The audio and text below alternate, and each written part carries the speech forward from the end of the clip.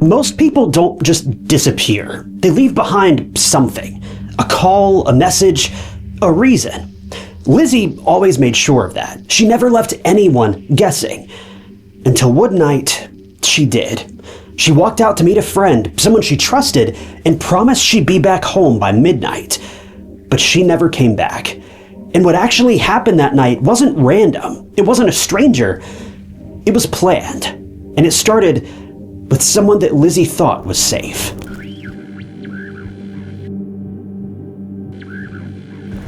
Lizzi Marriott, known to everyone as Lizzie, was born in Westboro, Massachusetts in 1993. She had a clear plan for her future.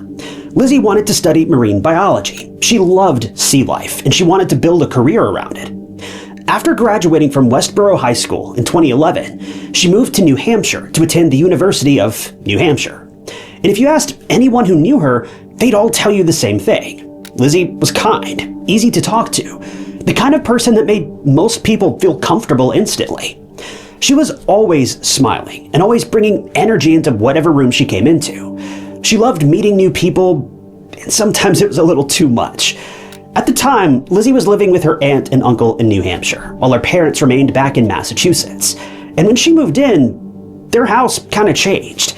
It felt brighter and lighter, like everything just had a little more life to it. Her aunt and uncle loved having her around, and they could not have been happier for her to be living with them. Well, she quickly settled in, getting a job at Target, while also volunteering at the New England Aquarium in Boston. Even at work, everyone noticed how cheery she always was. She was personable, outgoing, and just the kind of person that made everybody feel welcome. Well, Lizzie was also in a relationship with a woman named Brittany. Everything about her life seemed like it was moving forward. It was steady, and it was normal and safe. But that trust, that openness with people, would end up putting her life in the path of someone who saw her very differently. And in October of 2012, Lizzi Marriott vanished.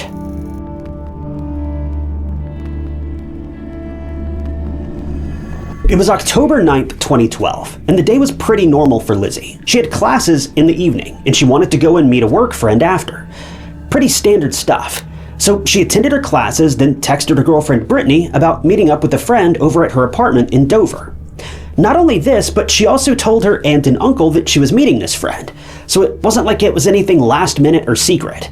She left a note for her aunt and uncle at the table in her signature handwriting that she was out and she'd be back by around midnight, give or take. Now, Lizzie had a decent social life, but that didn't mean she was the type to just not inform anyone of where she was going. She would always let her aunt, uncle, friends, and parents back home know where she was, so her aunt and uncle thought nothing of it. But midnight came and went, and October 9th then turned into October 10th, but Lizzie didn't return home. Her aunt and uncle woke up, and they were shocked to find that she still wasn't home. She wasn't in her bedroom, her stuff was untouched, and to their surprise, they found out she'd never even made it back to work. She had a shift at Target that morning, and then her classes would be held in the evening at night.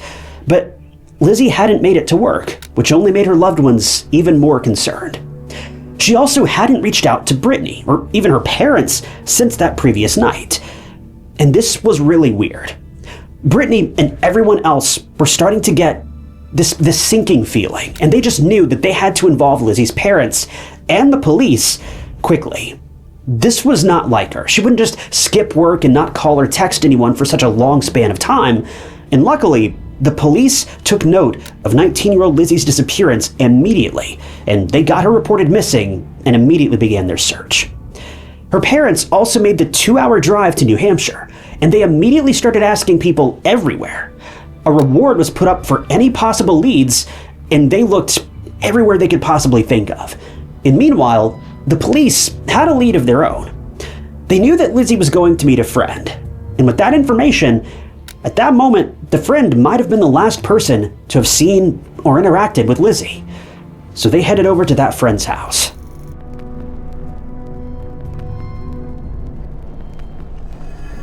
Finding this friend of Lizzie's was easy for investigators. Everyone knew who it was. It was a woman by the name of Catherine McDonough, and she was not only Lizzie's friend, but also her co-worker at Target. See, Lizzie had just recently started hanging out with Catherine, and being the friendly and approachable person she was, she made friends with everyone. Catherine had invited Lizzie over to her apartment in Dover, and the plan was to have dinner, kill some time, and run some errands. Well, the police had a little chat with Catherine, and according to her, Lizzie never showed up there either. Now, Catherine was kind of bummed out about it, to be honest. She invited Lizzie to her home, and she waited and waited, but she was a no-show. This caused Catherine to go run the errands on her own. So for investigators, this was yet another dead end. They felt sure that Catherine would have had something for them, literally anything, to tell them where Lizzie had gone. But she was just as stumped as they were, so they were back to square one. But the police were truly baffled by this point, so they even called in the help of the FBI. And see, the thing is, even if they couldn't track down Lizzie, well, at the very least, the police just wanted to find her car. She'd driven it to go meet her friend, so surely her car would have some kind of clue. But her car had vanished just as mysteriously as she had. So this was much easier said than done. But the police doubled down on the search for her car, and before long, they managed to find it. But it was in a very peculiar place. See, her car was found abandoned in the parking lot of the University of Durham. This kind of corroborated Catherine's version of events. So did she not go to Dover to even meet up with Catherine at all? And what was she doing at the University of Durham? And most importantly, where was she when her car was, well, here of all places? The police did ask her parents, relatives, and friends if she knew anyone at the University of Durham, but they were all confused. She didn't know anyone who went there, at least as far as they knew. So what was her car doing in a place so far away from where she was supposed to go? The police and everyone else needed answers because time was running out and Lizzie was still missing.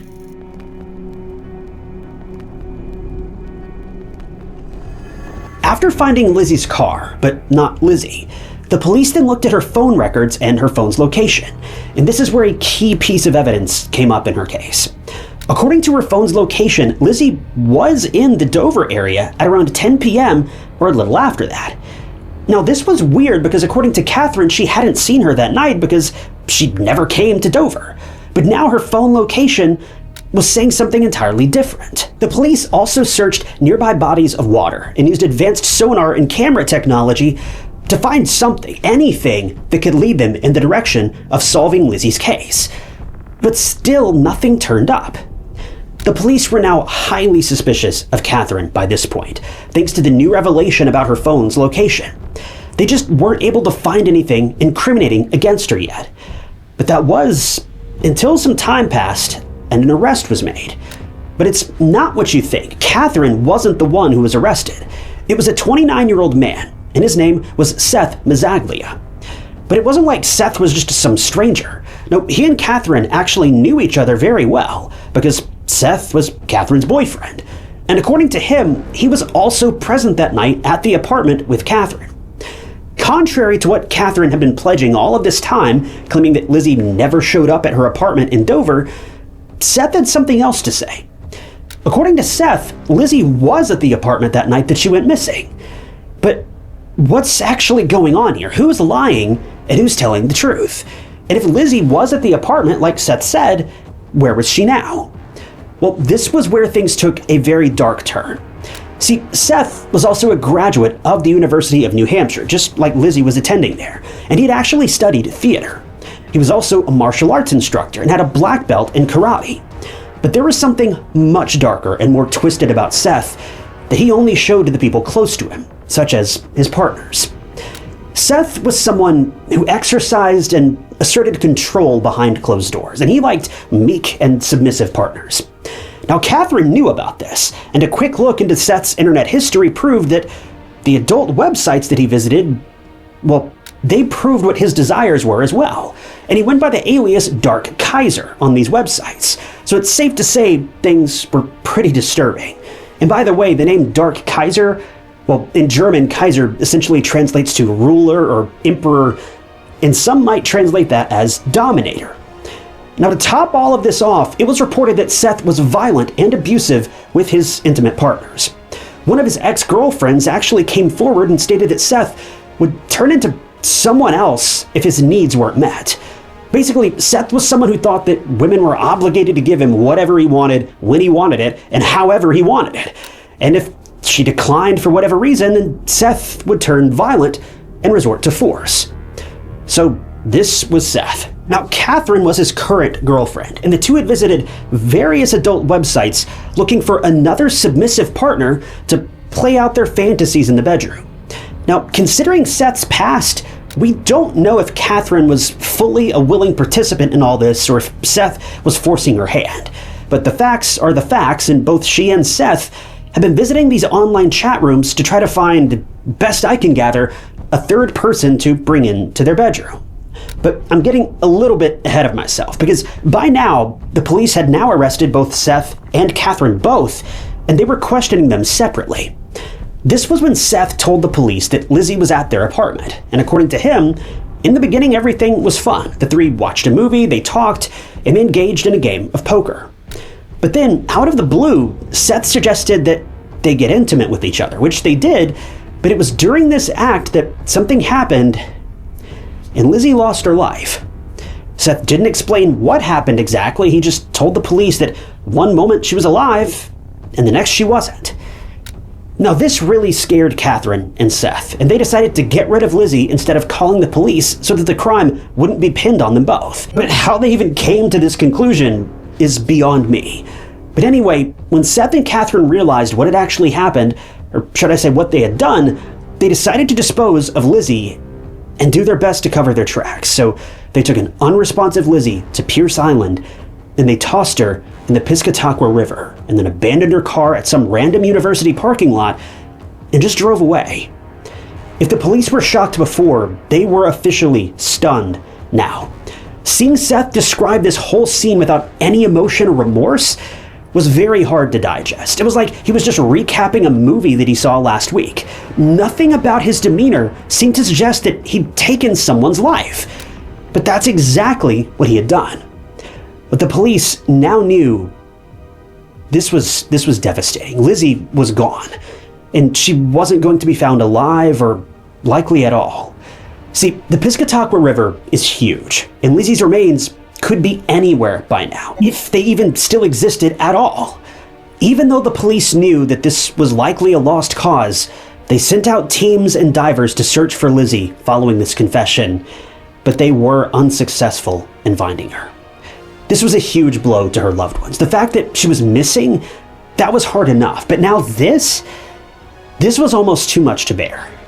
But it was safe to say, the police didn't believe everything that Seth was saying. Now, they believed that he did murder her, but they believed it was no accident. The police were sure, given Seth's violent history with women, that something bad had happened in that very apartment.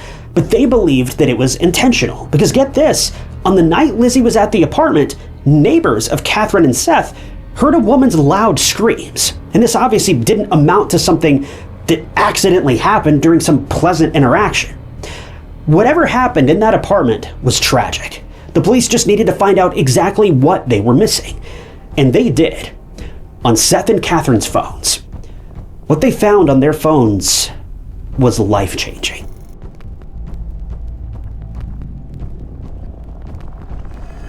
While the couple was behind bars, and the police now knew for sure that Lizzie wasn't coming back, they built their case because this couple was due to stand trial.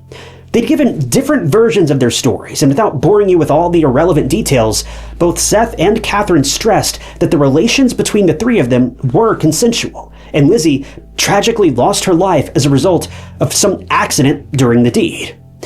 But here's the thing, text messages between Seth and Catherine told an entirely different tale, and it was really disturbing.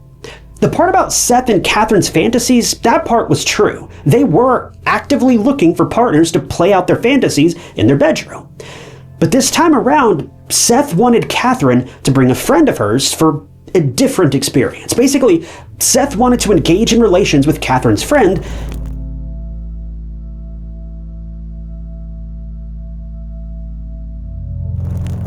while she sat there and watched everything go down. Now again, we don't know for sure if Catherine was totally fine with this or if she was being forced to do this, but what happened happened.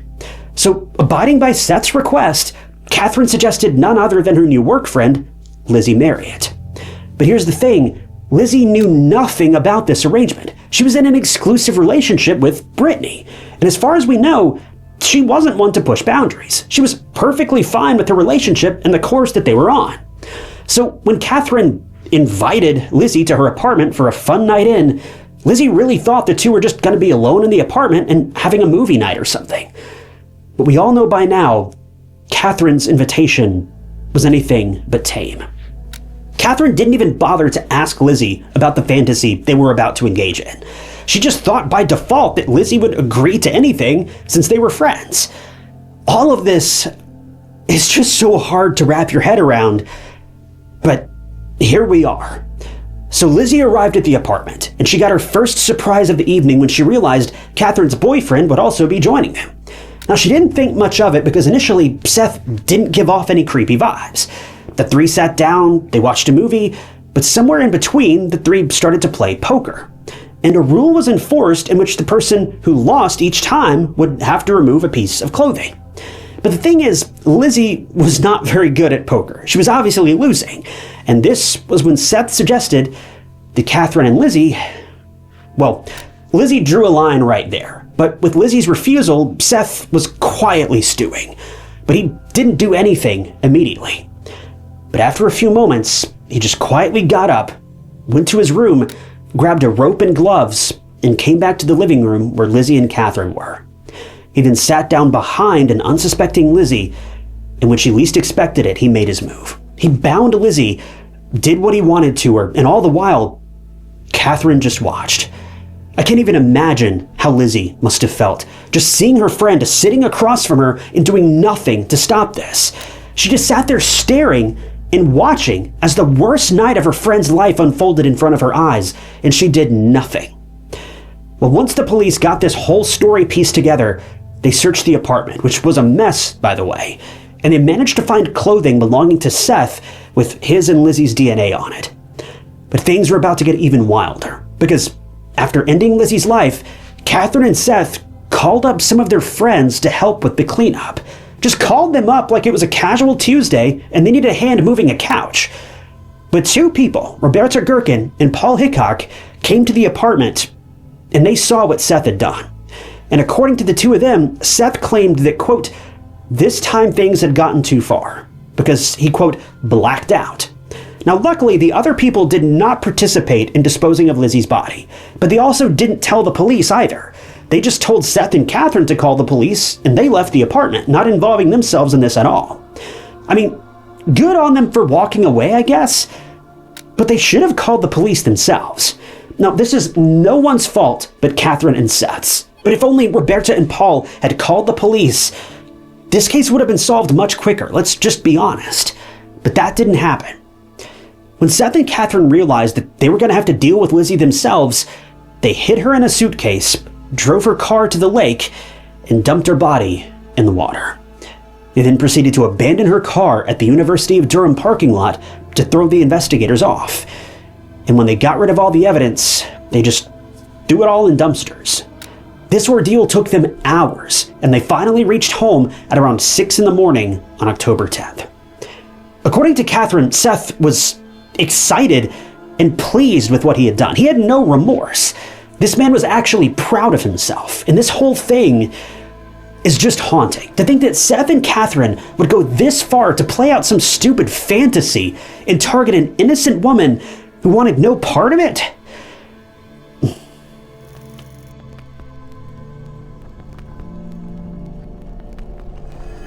At the trial, the prosecution laid everything out. They even showed letters in court written by both Seth and Catherine, and in these letters, the two had plans of running away to a different country with no extradition treaties. But not before taking care of Roberta Gherkin and Paul Hickok, the only two witnesses of the crime. It's seriously scary to think that these people didn't even stop to think about their actions. All they wanted to do was get away with murder, even getting rid of the sole witnesses. At trial, Catherine did pull out the manipulation card. She told the court that it was all Seth's idea, and she was forced to act on everything that he ordered her to do because she was scared for her life. See, Catherine had gotten into a serious relationship with Seth when she was only 18, and Seth was 29. So it's safe to assume that Seth likely manipulated and brainwashed Catherine while she was younger. But still, it doesn't take away the fact that Catherine was a willing participant in all of this. Just because you've been led astray, that doesn't mean you don't have to work out your own redemption. But Catherine claimed that Seth controlled everything she did. She was forced to cut off all contact with her parents. And now, this was extremely heartbreaking for her and her family both, and it shouldn't have happened to her. But she had so many moments in which she could have stopped this crime from happening, and that's the real purpose of this whole trial. In terms of Catherine being led off course by this man, that's a story for a different day. All that matters right now is whatever path she took, and Catherine ended up where she did, and now Lizzie had to pay for that with her life. Now let me be clear, I know good and well how difficult it can be to speak up against an abusive partner. I've seen how this plays out in real time. Fear is an astoundingly powerful motivator. But the fact that Catherine willingly brought someone else into this mess, knowing who Seth was and how he was likely to behave, that is a violation unlike any other. She could have saved Lizzie. She could have done something else, and she could have stepped up. She could have at least tried to convince Seth to find someone that was willing to act on these fantasies voluntarily. But she did none of that. She just went along with it and watched as her boyfriend murdered her friend without so much as a single word against him. Catherine was just as involved as Seth, and she could even gone as far as, making up a lie that Lizzie couldn't come over that evening, making up something. Maybe Lizzie was too busy, but she didn't, and she facilitated her friend's murder. Well, in July of 2013, Catherine agreed to plead guilty to hindering prosecution, conspiracy, and witness tampering in exchange for testifying against Seth at his trial. And in exchange for a lighter sentence, and when I say lighter sentence, I mean that literally, she was given a whopping 1.5 to 3 years in prison. Lizzie's family was not happy at all about this. She practically laid out a trap for Lizzie to walk into and lose her life. Lizzie trusted Catherine, and look where it got her. Needless to say, her parents and loved ones expressed their disdain with very strong words, and understandably so. The judge also directly addressed Catherine and told her she was a major reason that Lizzie is not among her loved ones today. Not the sole reason, but a major driving force. But less than a year later, Seth's trial was held. His defense tried to pin everything on Catherine, which is always a classic move, and the star witness of his trial was none other than Catherine. She testified against him, and the prosecution presented heaps of evidence, including DNA evidence, his violent history, and his tendencies with previous women. It was an open and shut case for the jury, and the verdict was out, and Seth was found guilty of the first-degree murder of Lizzi Marriott. Seth was given life in prison without a possibility of parole, and he'll stay behind bars for the rest of his life. But Catherine, on the other hand, was released in 2016. This case is just even more painful to think about because Lizzie's body was never even found. To this day, the police and volunteers have still been unsuccessful in finding Lizzie's body. Her family is unable to say goodbye to her and lay her to rest, and this just intensifies their pain 10 times more. Lizzie always wanted to become a marine biologist, but she never got that chance. But in her wake, her family established the Lizzi Marriott Intrepid Explorer Fund, which allows students to pursue Lizzie's dream and do all the amazing things that she was going to do. You know, what's particularly haunting is that Proverbs 1 almost literally gives a play-by-play of this case. It says, "If sinners entice you, do not consent. They will say, 'Come with us. Let us lie in wait for blood. Let us ambush the innocent without reason. Let us, like Sheol, swallow them alive.' But it later adds, 'Do not walk in the way of them. Hold back your foot from their paths, for their feet run to evil, and they make haste to shed blood.'" James 4:17 tops this off perfectly by saying, "Whoever knows the right thing to do and fails to do it, for them, it's sin."